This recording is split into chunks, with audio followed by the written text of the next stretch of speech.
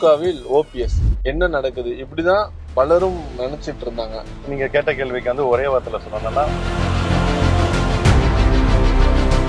இந்த முறை உங்களுக்கு மட்டும் சீட்டு தந்துடும், அடுத்த முறை உங்களுடைய ஆதரவாளருக்கு தான் தரும்னு சிஎம் சொன்னாங்க. அதிமுக இல்ல, அந்த இடத்துல நான் தான் இருக்கேன், அந்த மாதிரியான ஒரு டோன்ல தான் விஜய் டிராவல் பண்றதெல்லாம் சொல்றாங்க. இந்த கேள்வி வந்து நீங்க எடப்பாடி பழனிசாமிகிட்ட தான் கேட்கணும், என்கிட்ட கேட்டுருக்கீங்க. ஏன்னா அவர் தான் அந்த கட்சியை வச்சு அரசியல்ல நம்ம எதிர்த்த ஒரே கட்சி திமுக மட்டும்தான். அதிமுக மேல இருந்த கோபம் மட்டும்தான் திமுகவில் போய் இணைறதுக்கு காரணமா.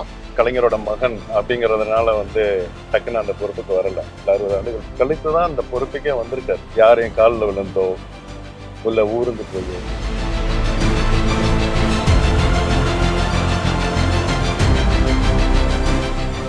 டிடிவி கூட சொல்லியிருக்காரு, 75 வயசுல எதுக்கு இவருக்கு இந்த ஆசை. இவர் களத்துல நிக்கிறதுக்கு முக்கியமான காரணம் வந்து என்னன்னா,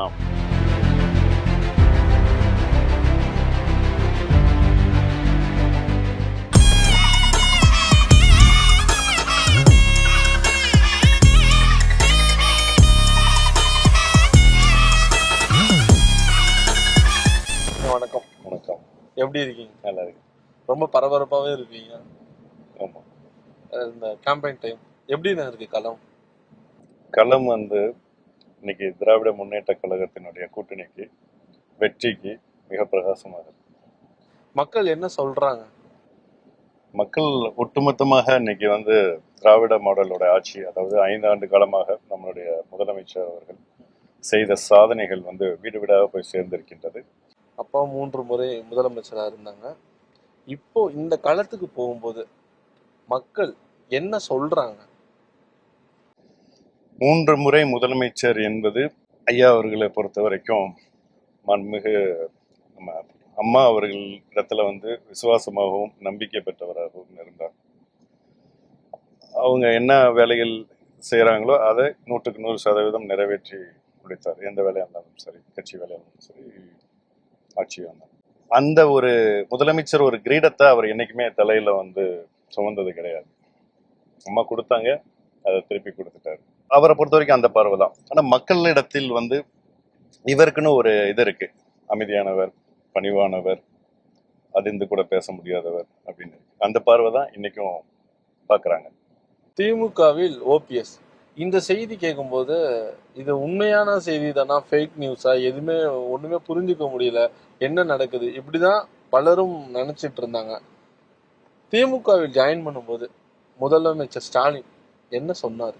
நம்ம ஐயா அவர்கள் ஓபிஎஸ் அவர்களை பார்த்த உடனே அவர் வந்து மனசார விட்டு பேசினாரு. அதாவது அம்மா அவர்கள் உங்களை எந்த இடத்துல வைத்திருந்தார்களோ அந்த இடத்தில் நான் வைத்திருப்பேன். ஏன்னா நீங்க வந்து சட்டசபையில வந்து அவரை பார்க்கும்போதும் சரி, வெளியே பார்க்கும்போதும் சரி, அவருடைய அந்த இறுக்கமான அந்த சூழ்நிலையை பார்த்து ரொம்ப ஃபீல் பண்ணியிருக்காரு. ரொம்ப அது அவரையும் பாதிச்சிருக்கு. ஒரு தனிப்பட்ட மனிதராக அரசியல் களத்தை தாண்டி, அரசியல் கட்சிகளை தாண்டி ஒரு ஒரு அதுதான் மனிதான பாவனம். அந்த ஒரு கருணை உள்ளம், அந்த ஒரு நல்ல மனசு நம்மளுடைய முதலமைச்சர் அவர்களுக்கு. அதான் சொன்னார் அவரு, நல்லா வச்சுக்கிடுவோம், அதே நேரத்துல நீங்க சரியான முடிவு எடுக்கணும், நீங்க நல்லா இருக்கணும் அப்படின்னு சொல்லி வாழ்த்தி. அதான் ஐயா அவர்கள் சொல்லுவாரு, அம்மா மறைவுக்கு பிறகு வந்து நான் வந்து என்னோட தூக்கத்தை தொலைச்சிட்டேன் அப்படின்னு சொன்னாரு. அவ்வளவு வழிகளை சுமந்து தான் டிராவல் பண்ணாரு. எதுக்காக டிராவல் பண்ணாரு? அந்த இயக்கம் நல்லா இருக்கணும், தொண்டர்கள் நல்லா இருக்கணும் அப்படிங்கறதான் டிராவல் பண்ணாரு. பட் அதை புரிஞ்சுக்கிற மாதிரி இல்லை. சரி, அதுக்கப்புறம் ஒரு கட்டத்துக்கு மேல வந்து இவரவே வந்து அரசியல இருந்து அப்புறப்படுத்தணும் அப்படிங்கிற ஒரு முயற்சி, பல்வேறு வழிகளையும் சோதனைகளையும் கொடுத்து, ஒரு மரியாதை இல்லாம, ஒரு ரெஸ்பெக்ட் எதுவுமே இல்லாம அவர் வந்து ஒரு இக்கட்டான சூழ்நிலையில தள்ளப்பட்டிருக்கிறதுனால இவரை முடக்கணும் அப்படின்னு நினைச்சாங்களா. அதை இன்னைக்கு இருக்கக்கூடிய களத்துல வந்து முதலமைச்சர் அவர் சிறப்பான ஆட்சியில அதுல பயணப்பட்டாதான். ஏன்னா அவர் தமிழ்நாட்டை முன்னேற்ற பாதையில கொண்டு போயிட்டு இருக்காரு. சிறப்பான ஒரு நிர்வாகம் இதெல்லாம் கொடுத்துட்டு இருக்கனால அவரோட இணைந்து பணியாற்றினால் மக்களுக்கு, தமிழ்நாட்டு மக்களுக்கு சேவை செஞ்ச மாதிரி இருக்கும் அப்படின்னு. மறைந்த முதலமைச்சர் ஜெயலலிதாவிற்கு நம்பிக்கைக்குரியவர்ல டாப் ஃபர்ஸ்ட்ல இருந்தவர் திரு ஓபிஎஸ். இப்படிப்பட்ட ஒருத்தவரை எடப்பாடி பழனிசாமி அவாய்ட் பண்றதுக்கான காரணம் என்னவா இருந்துச்சு? உங்க பார்வையில என்னெல்லாம் தோணுச்சு? என்னோட பார்வையில் வந்து நான் வந்து காலேஜ் முடித்த உடனே நான் வந்து அரசியலுக்கு வந்துட்டேன். 2001 தேர்தலில் இருந்து இப்போ வரைக்கும் அனைத்து தேர்தல்களையும் நான் பணியாற்றி இருக்கின்றேன். ஒரு தனிப்பட்ட மனிதனாக நான் வந்து தாண்டி அவருடைய சன்னா இல்லாமல் நான் பார்க்குற பார்வை வந்து அவர் வந்து ஒரு தலைவருக்கு உண்டான தகுதி கிடையாது. ஏன்னா தலைவருக்கு வந்து மெயின் வந்து எல்லாத்தையும் அரவணைக்கிற பக்குவம் வேணும். நம்ம ஐயா அவர்கள்னால தான் அவருடைய 4.5 வருஷம் ஆட்சியே வந்து காப்பாற்றப்பட்டது. அது எதுக்காக அந்த முடிவு எடுத்தோன்னா, கஷ்டப்பட்டு ஃபார்ம் பண்ணாங்க அம்மா, அதெல்லாம் நம்மளால வந்து இதாயிடக்கூடாதுன்னு ஒரு மனதில்னால அவர் அந்த முடிவு. பட் அவரையே வந்து வந்து அவர் வந்து கீழே நசுக்கணும் அப்படிங்கிற மாதிரி. அதனால் நீங்க கேட்ட கேள்விக்கு வந்து ஒரே வார்த்தையில சொல்லணும்னா பொறாமை, அவ்வளவுதான்.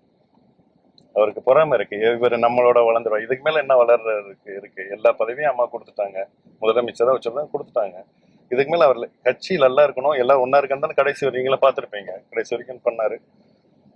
பட் அவர் வந்து அவர் ஒருத்தர் தான் மேல உட்காரணும், மற்ற யாருமே வரக்கூடாது அப்படிங்கிற ஒரு எப்படி சொல்ல சர்வாதிகாரமான ஒரு போக்கு அவர்கிட்ட இருக்கிறதுனாலதான் இதுக்கெல்லாம் காரணம். அதிமுகவில் நீங்க உங்களுடைய ஆரம்ப காலத்துல இருந்து இன்னைக்கு வரைக்கும் நீங்க அதிமுகவை பார்த்துருப்பீங்க. எப்படியான ஒரு சூழல்ல ஜெயலலிதா இல்லாத அதிமுக எப்படி இருக்கு? அதாவது அதிமுக பொறுத்த வரைக்கும் புரட்சி தலைவர் எம்ஜிஆரும் அம்மா அவர்கள் 2 பேர் தான் டைனமிக் கரிஸ்மேட்டிக் லீடர். அதுக்கு பிறகு வந்து ஐயா அவர்களுக்கு வந்து நிறைய இருந்துச்சு, மக்கள் செல்வாக்கும் இருந்தது. அதனாலதான் அது கூட இருக்கலாம், அந்த மாதிரி கட்சிகள் இந்த கட்சி அவர்கிட்ட போயிடும் இதாயிடும் அப்படின்னு போறாமனாலதான் எடப்பாடி இவ்வளவு வேலைகள்லாம் செஞ்சிருக்கு. ஆனால் இப்ப இருக்கக்கூடிய எடப்பாடி பழனிசாமி வந்து அந்த கட்சிக்கு தலைமையை வந்து யாருமே ஏத்துக்கல. அதனால அம்மா இல்லாத அதிமுக இன்னைக்கு சொல்றதுக்கே கஷ்டமா இருக்கு. ரொம்பவும் கீழ்மட்டத்துல போயிட்டு இருக்கு.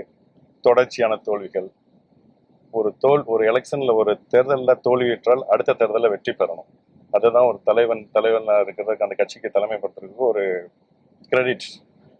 ஆனா கண்டினியூஸா ஒரு 10 தோல்வியும் இன்னைக்கு எடப்பாடி பழனிசாமியை பெற்று இன்னமும் திருந்தல அப்படின்னா என்னத்த சொல்றதுன்னே எனக்கே தெரியல. இப்ப நம்மளுடைய துணை முதலமைச்சர் கூட சொன்னாரு, அவங்க 2 விரல காமிக்கிறது வந்து 11 தோல்வியை ஞாபகப்படுத்துற மாதிரி இருக்கு அப்படின்னு சொன்னாரு. நான் வந்து இன்னொன்னு சொன்னேன், நம்ம மேடையில என்ன சொன்னேன்னா, 2 விரல காமிக்கிறது வந்து ஒரு விரல் வந்து நான் வந்து எம்ஜிஆர் வகுத்து கொடுத்த கொள்கைகளையும் சட்ட விதிகளையும் பறித்து விட்டேன், இன்னொரு விரல் வந்து அம்மா அவர்களுக்கு கட்சியை வளர்த்த அம்மா அவர்களுடைய அங்கீகாரம், நிரந்தர பொதுச் செயலாளர் அங்கீகாரம் பொதுக்குழுல கொடுக்கப்பட்டது, தீர்மானிக்கப்பட்டது, அதையும் நான் பறித்து விட்டேன். ஆக இந்த 2ஐயும் முக்கியமானதை நான் பறித்துட்டேன் பாருங்க அப்படின்னு ரெட்டவர்களை காமிக்கிற மாதிரி தான் நான் நினைக்கிறேன்.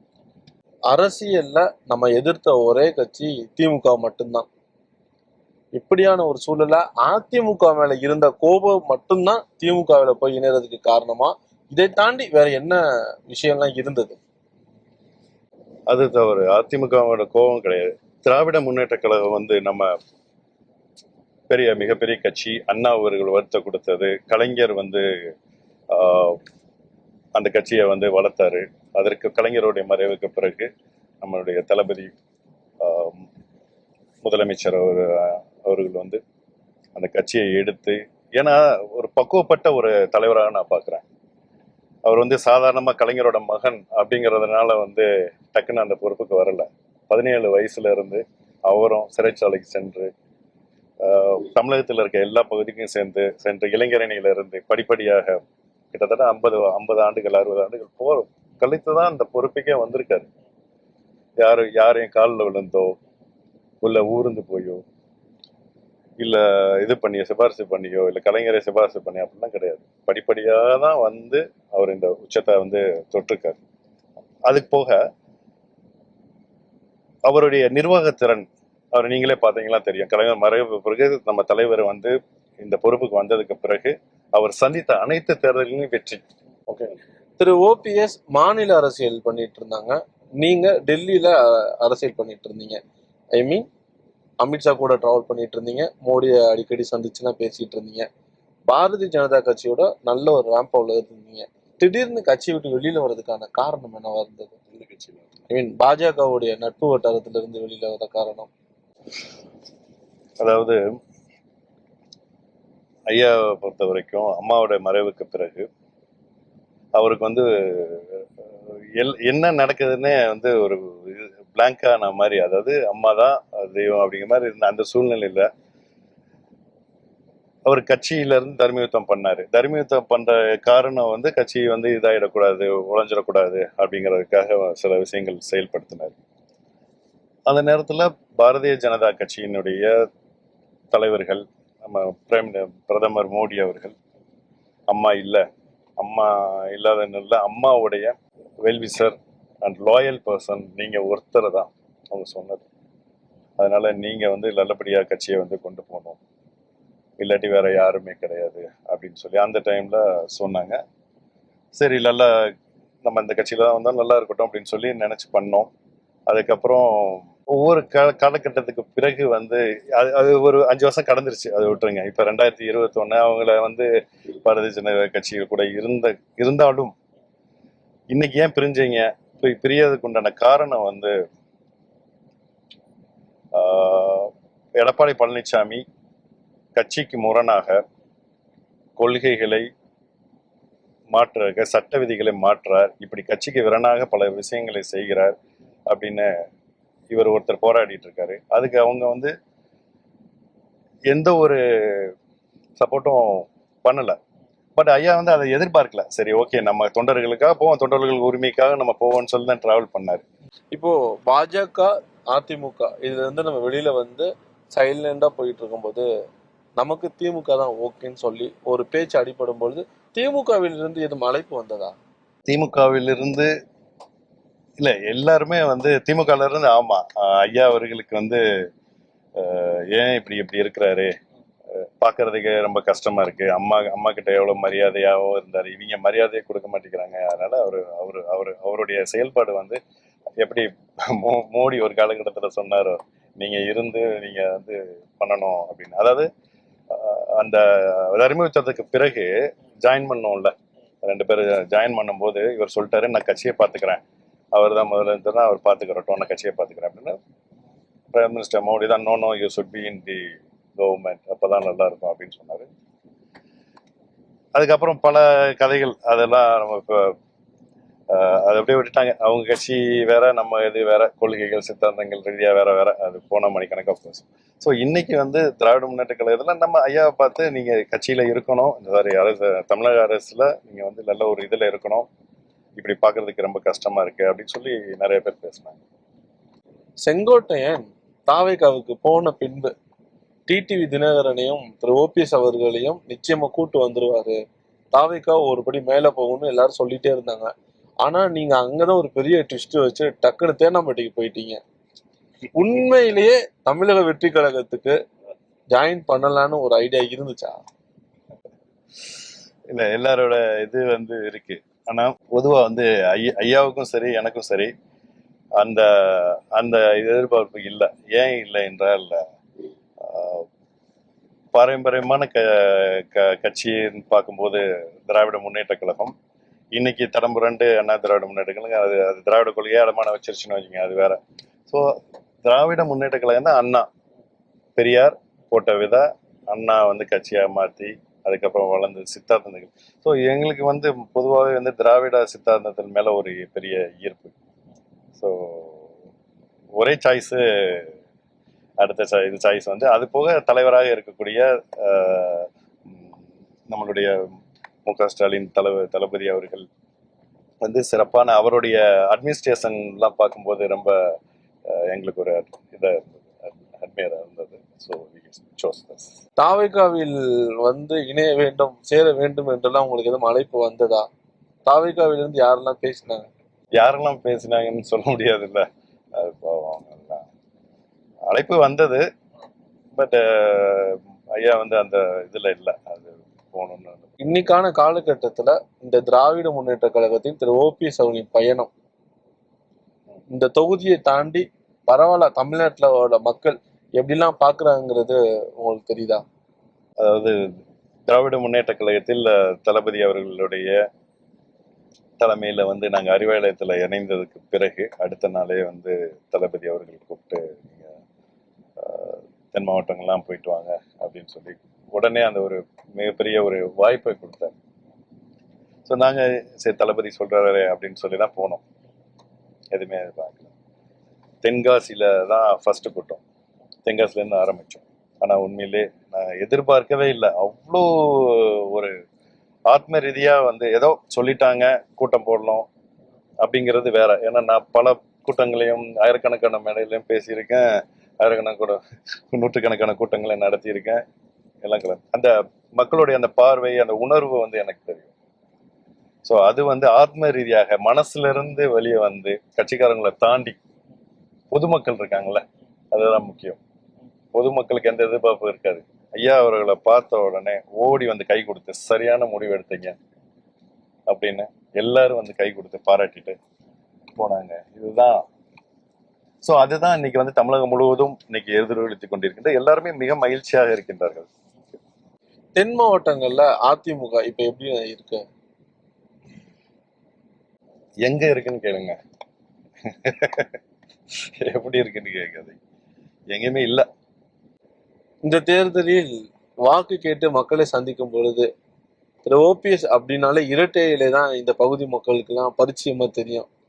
உதயசூரியன்கிற சின்னத்தை மக்கள்கிட்ட கொண்டு போய் சேர்க்கறதுல என்ன மாதிரியான ஒரு எஃபர்ட்லாம் போடுறீங்க? எஃபர்ட்லாம் போடவே தேவையில்லை. ஏனென்றால் அவர் அவர் அவர் முகம் அது தனி. மற்ற இதை கூட கம்பேர் பண்ண முடியாது. சின்னத்தை பொறுத்த வரைக்கும் இரட்டை இலை சின்னம் தொடர்ச்சியாக 10 தோல்விகளை தாண்டி இப்ப 11 தோல்வியாக இன்னைக்கு போய்கிட்டு இருக்கு. அதுக்கு எடப்பாடி பழனிசாமி தலைமை ஒரு காரணம். நான் ஏற்கனவே வந்து ஒரு ட்வீட் போட்டிருப்பேன். இப்ப கிடையாது, அப்பவே என்ன போட்டிருந்தேன்னா, அந்த இடத்தில் இருப்பது இரட்டை இலை இல்லை. இரட்டை இலை வந்து அம்மா இப்ப தலைவர் அவர் காலத்துல இருந்ததான் இரட்டை இலை வெற்றி சின்னமா இருந்தது. இப்ப இருக்கிறது வந்து இருண்ட இலை அப்படின்னு நான் போட்டிருந்தேன். அதுதான் இன்னைக்கும் போயிட்டே இருக்கு. இளைஞர்கள், பெரும்பாலான இளைஞர்கள் அதிமுக இல்லைன்னு சொல்றீங்க, மாற்று கட்சிக்கு போயிட்டான்னு சொல்றீங்க. விஜய் அரசியலுக்கு வந்த பின்பு அவரை பார்க்கறதுக்கு ஆயிரக்கணக்கான கூட்டங்கள் வருது. இந்த கூட்டத்தெல்லாம் பார்க்கும்போது என்ன மைண்ட்ல என்ன ஓடுது? விஜய் வந்து அரசியலுக்கு யாருனாலும் வரலாம். ஒரு 100 பேர் நார்மலா கூடுறாங்கன்னா, இப்ப ஒரு காமெடி ஆக்டர் கூட வந்தாருன்னா ஒரு 200 பேர் 300 பேர் கூடுவாங்க, பார்த்துட்டு போயிடுவாங்க. ஸோ இன்னைக்கு விஜயோடைய அது அவர் வந்து ஒரு ரசிகர் மன்றம் ஆரம்பத்துல இருந்து 25 வருடங்களாக ரசிகர் மன்றம் வச்சிருக்காரு. அவருடைய ரசிகர்களுக்கு நற்பணி மன்றத்துல அவர் செஞ்சுட்டு இருக்காரு. அவர் கூட இருக்கிறவங்க தான் அந்த ஒரு குறிப்பிட்ட ஒரு சதவீதம் மட்டும்தான் அவரு கூட.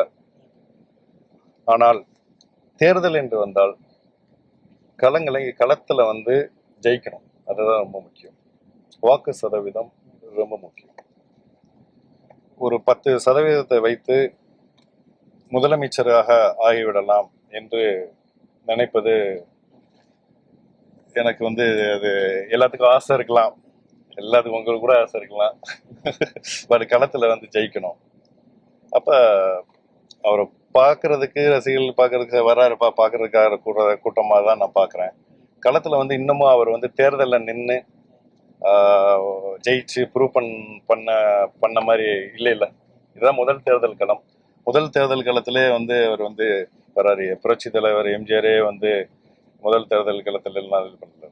படிப்படியாக தானே அவர் வந்து திராவிட முன்னேற்ற கழகத்துல வந்து இருந்து அதுல ஒரு சட்டமன்ற உறுப்பினராகி அப்புறம் மக்கள்கிட்ட போய் பல்வேறு மேடைகள்ல போய் பேசி அந்த கொள்கைகளை வளர்த்து இது பண்ண இவர் வந்து எடுப்புல திமுகவை இதான் இது இருக்குன்னா அந்த திமுகவில் இருக்க அந்த இது மக்களுக்கு எதுக்கு அந்த ஓட்டை கொண்டு போகணும்னு முடிவு பண்றாரு. ஆனா அது வந்து எந்த காலத்திலையும் நடக்காது. திராவிட முன்னேற்ற கழகத்தினுடைய திட்டங்கள் ரீச் ஆயிடுச்சு. நான் இப்ப களத்துல வந்து புதுசா அங்கே போயிட்டு இருக்கேன்ல, கிராமத்துல வீட்டுல எல்லாம் போய் உட்காருவேன், டீ கடையில உட்காந்து பேசுவேன். ஸோ அவங்க எனக்கு என்னோட எக்ஸ்பீரியன்ஸ்ல நான் சொல்றேன், திராவிட முன்னேற்ற கழகம் இன்னைக்கு வலுவாக இருக்கின்றது. விஜய் வந்து இந்த கூட்டம் வந்து ஒரு பிம்பம். அதிமுகவோட இடத்துலதான் விஜய் இருக்கிறாரு. எம்ஜிஆர் கையில எடுத்துட்டாரு, ஜெயலலிதா ரோல் மாடல்னு சொல்றாரு. அதிமுகங்கிற பேரையே விஜய் பேசவே மாட்டாரு. ஸோ இதையெல்லாம் வச்சு பார்க்கும்போது அதிமுக இல்ல, அந்த இடத்துல நான் தான் இருக்கேன் அந்த மாதிரியான ஒரு டோன்ல தான் விஜய் டிராவல் பண்றதெல்லாம் சொல்றாங்க. நீங்க எப்படி பாக்குறீங்க? அதாவது ஒரு கட்சியோட தலைவர் வந்து ஒவ்வொருத்தரும் அவங்கவுங்க ஒரு நிலைப்பாடை எடுத்து அரசியல் செய்வாங்க. அது விஜயோட நிலைப்பாடு. அது இந்த கேள்வி வந்து நீங்க வந்து எடப்பாடி பழனிசாமிகிட்ட தான் கேட்கணும், என்கிட்ட கேட்டுட்டீங்க. ஏன்னா அவர் தான் அந்த கட்சியை வச்சு நடத்திட்டு இருக்காரு. ஏன் அப்படிங்கிறத நீங்க அவர் பார்க்கும்போது அந்த கேள்வியை கேளுங்க. என்னை பொறுத்த வரைக்கும் இளைஞர்கள் ஓட்டு வந்து வெளியே அப்படிதான் சொல்றாங்க. ஆனா இன்னைக்கு நம்மளுடைய இளந்தலைவர் துணை முதலமைச்சர் உதயநிதி ஸ்டாலின் அவர்களுடைய தலைமையில இளைஞரணி வலுவாக இருக்கின்றது. அது வந்து தேர்தல் களத்துல ரிசல்ட்டுக்கு அப்புறம் அது நீங்க வந்து பார்க்க தான் போறீங்க. இந்த முறை உங்களுக்கு மட்டும் சீட்டு தந்துரும், அடுத்த முறை உங்களுடைய ஆதரவாளருக்குலாம் தரும்னு சிஎம் எது சொன்னாரா? இல்ல, சீட்டு விவகாரத்தை பொறுத்த வரைக்கும் எனக்கு சரியா தெரியாது. அது ஐயா அவர்கள் தான் பேசணும். ரொம்ப பேசிட்டே இருக்கீங்க, தாகமா இருக்குல்ல, வாங்க சாப்பிடுவோம்.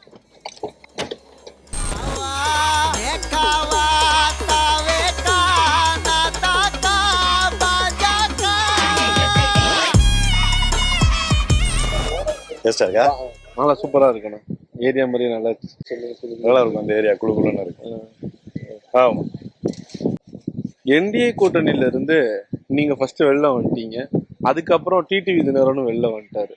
2 பேரும் வெளியில வர்றதுக்கான காரணம் என்ன? எதுவும் பேசி சொல்லி வச்சுட்டு வெளில வந்தீங்களா? பாரதிய ஜனதா கட்சி மீது எங்களுக்கு வந்து ஒட்டும் இல்லை, உறவும் இல்லை அப்படின்னு சொல்லிட்டு எஸ்டிபிஐ மாநாடு ஒன்று உடனே நடத்தி, இவரே செட்டப் பண்ணி நடத்தி அந்த குறுதலை சொன்னார். இனி நாடாளுமன்ற தேர்தல் மட்டுமல்ல, நீ அடுத்து நடக்கக்கூடிய சட்டமன்ற தேர்தலையும் பாரதிய ஜனதா கட்சியோட கூட்டணி கிடையாது அப்படின்னு சொன்னது யாரு?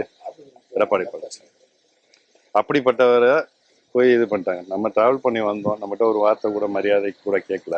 அது பெரிய மன வருத்தம் ஐயாவுக்கு இருந்தது, டிடிவி இதாருக்கு இருந்தது. அதனால வெளியே வந்தோம். இப்போ நீங்க திமுகவிற்கு போனதுக்கு பின்பு பாஜகவில் இருந்து யாராவது பேசுறாங்களா?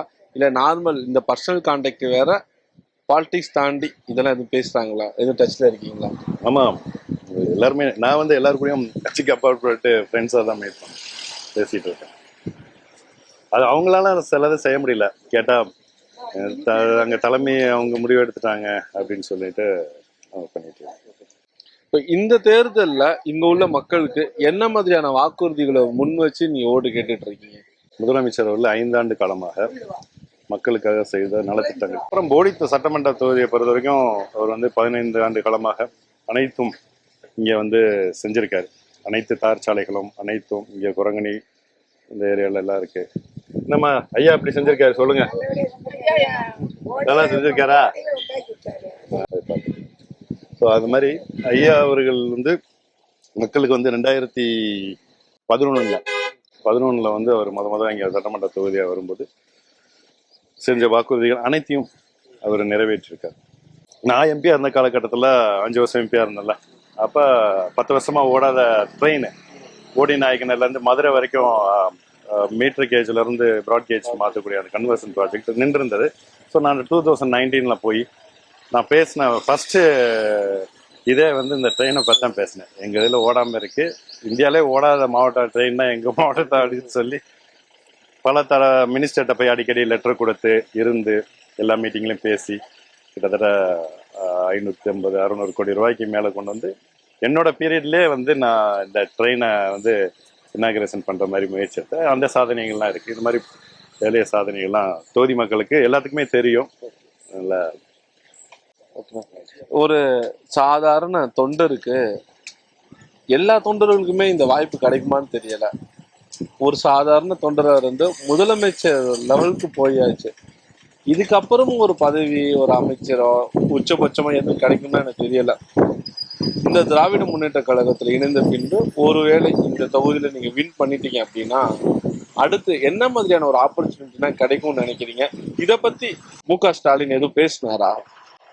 நல்ல கேள்வி.